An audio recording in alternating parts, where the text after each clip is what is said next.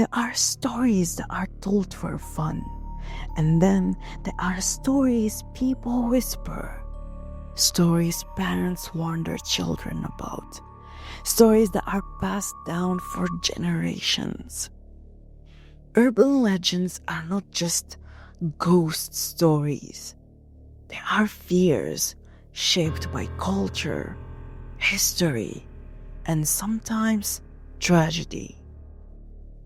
Tonight, we are traveling across the world, from Japan to Mexico to the Philippines to the forests of North America and the dark streets of South Korea. 5 legends, 5 nightmares. And by the end of this video, you might start looking behind you.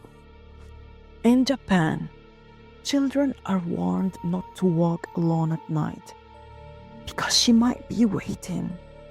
Her name is Kushisaki Uno, the slit-mouthed woman. According to Japanese folklore studies and articles published about urban legends in Japan, this story became popular in the 70s, but many believe it is much older. She appears as a beautiful woman wearing a surgical mask. If she stops you, she asks one question. Am I beautiful? If you say no, she kills you.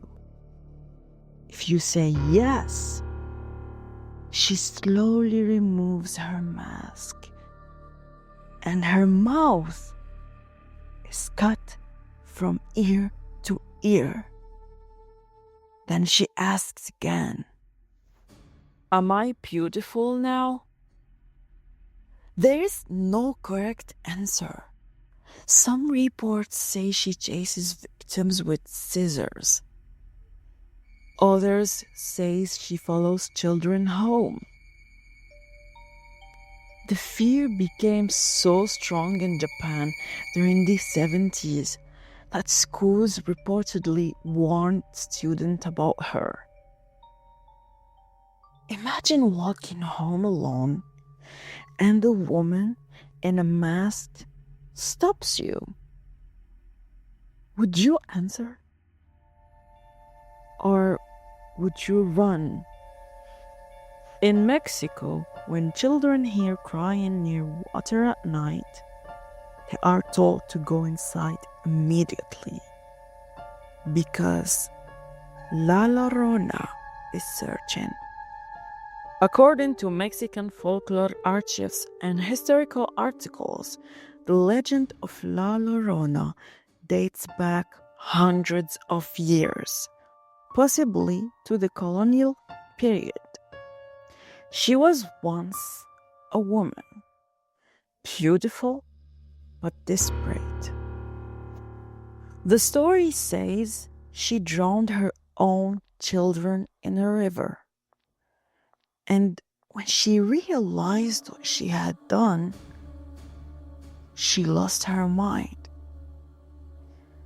Now, her spirit wanders rivers and lakes, crying, my children, my children. Some say if you hear her crying far away, she's actually close. And if she sounds close, she is far. People claim to see a woman in white near water at night. Some say children disappear after hearing crying. Is it grief? Is it guilt? Or is something truly walking the riverbanks? If you ever hear crying near water at 3 a.m., don't go looking. In the Philippines, there is a creature people still fear today. the aswang. Anthropologists and Philippine folklore researchers describe it as one of the most feared mythical creatures in Filipino culture.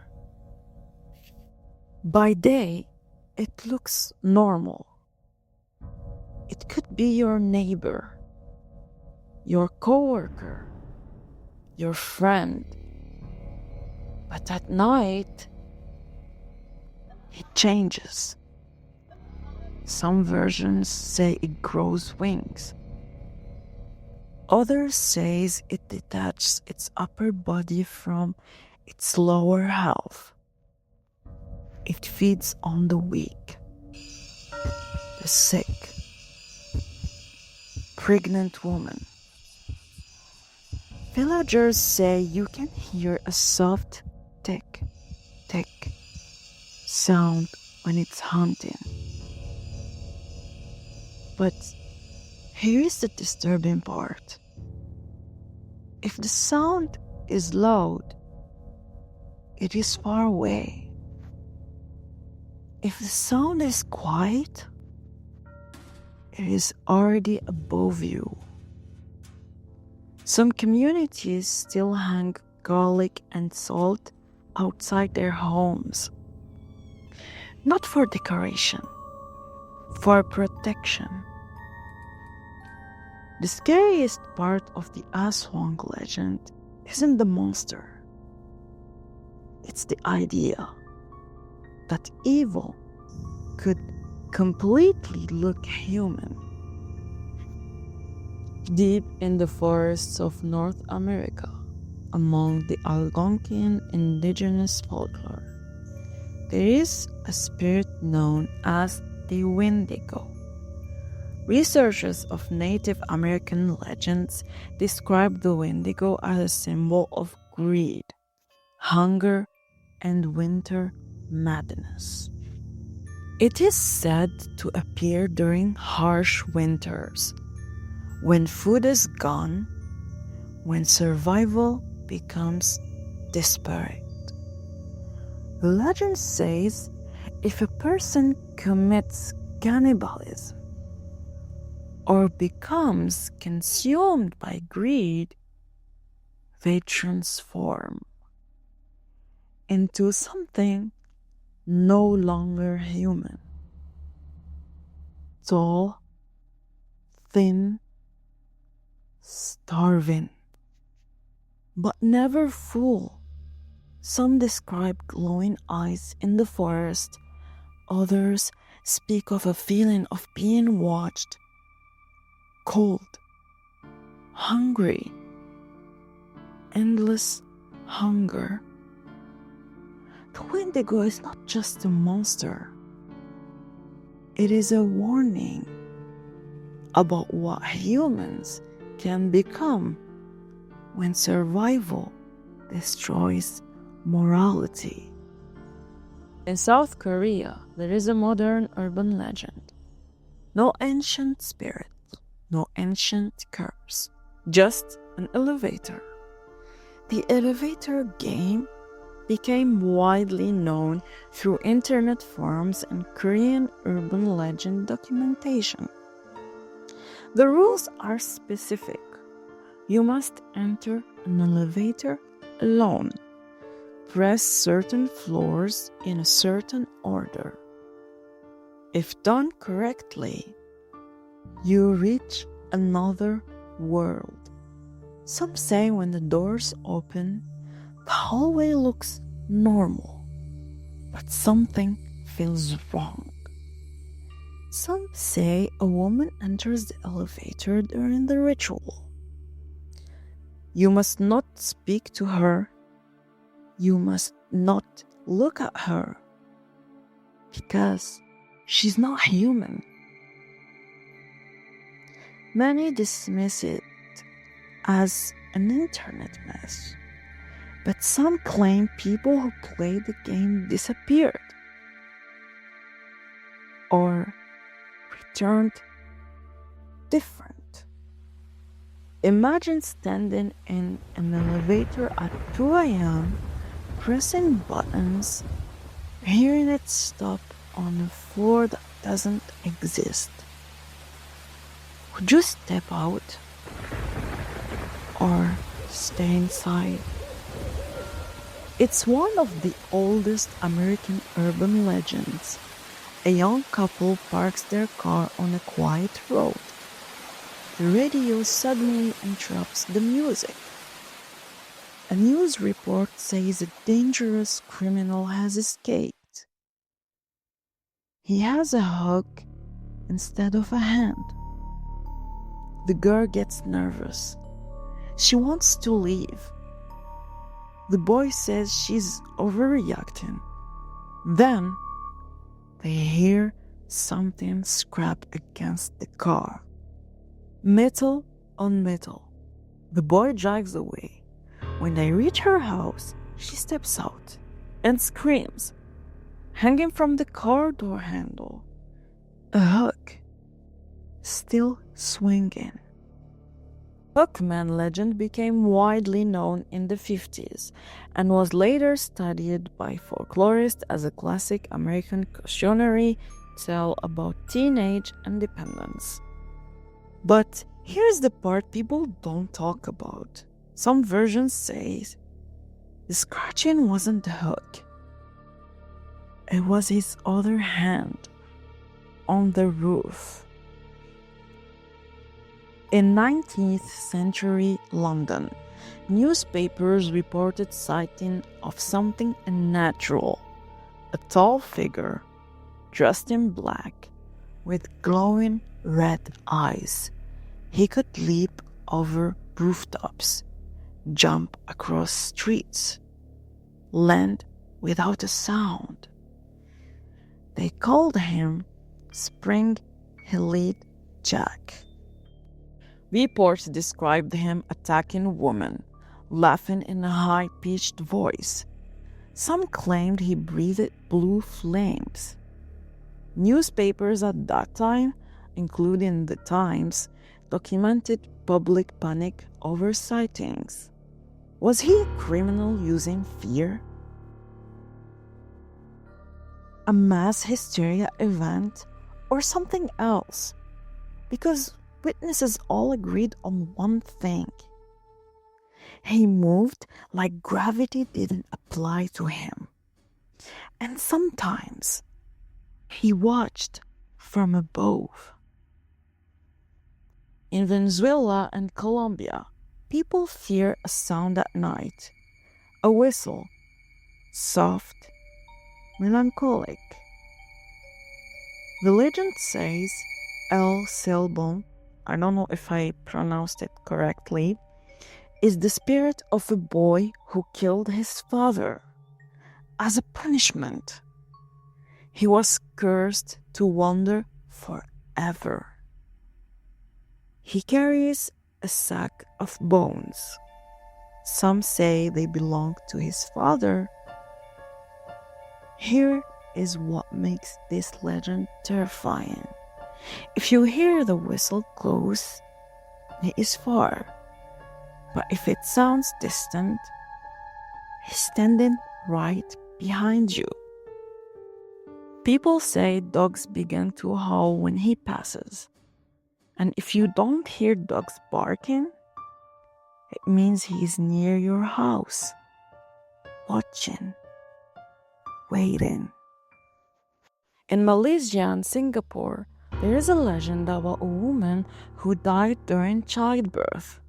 She became something else. The Pontianak. She appears as a beautiful woman in white, long black hair, soft voice. Men who encounter her are often found later, alone, cold. Some say she hides in banana trees. Some says you can smell a strong floor scent before she appears. Others say the scent changes from flowers to decay. The disturbing detail, she laughs softly before attacking, not screaming. not growling, laughing. In Japan, children are warned about something that moves fast, too fast. They call it teke teke. The legend says she was once a schoolgirl who fell onto train tracks. The train cut her body in half, but she didn't die completely. Now she crawls on her elbows, dragging the upper half of her body. The sounds she makes as she moves across pavements is said to be teke, teke, teke. That's how she got her name. She appears late at night near train stations or school grounds. If she sees you, she asks a question. If you answer wrong, she makes you like her, cut in half. Some versions say she carries a sharp blade. Others say she simply moves faster than you can run. Imagine hearing scrapping behind you, getting closer. But when you turn around, there's nothing standing. Because she doesn't stand, she crawls. In England, centuries ago, mothers warned their children about Black Annis. She was said to live in a tree or a cave, with blue skin, long iron claws. She would wait until night and snatch children from their beds. Some versions say she wore their skin. Others say she hung it to dry in trees. Historians believe the legend may date back to medieval times, a way to frighten children into obedience. But the image remains disturbing. A claw scraping across a bedroom window, slow, patient, waiting for the house to be quiet. And when the fire dies down, she comes out. In Eastern European folklore, there is a witch who lives deep in the forest. Her name is Baba Yaga. She does not live in a normal house. Her house stands on a giant chicken leg. It moves, it turns, it chooses who may enter. Some stories describe her as evil. Others say she helps those who are brave. But most agree on one thing. She eats people, especially children who wander too far into the woods. Her nose is long, her teeth are iron, and when she flies, she rides in a giant mortar bowl. Not a broom, a mortar, grinned in the air.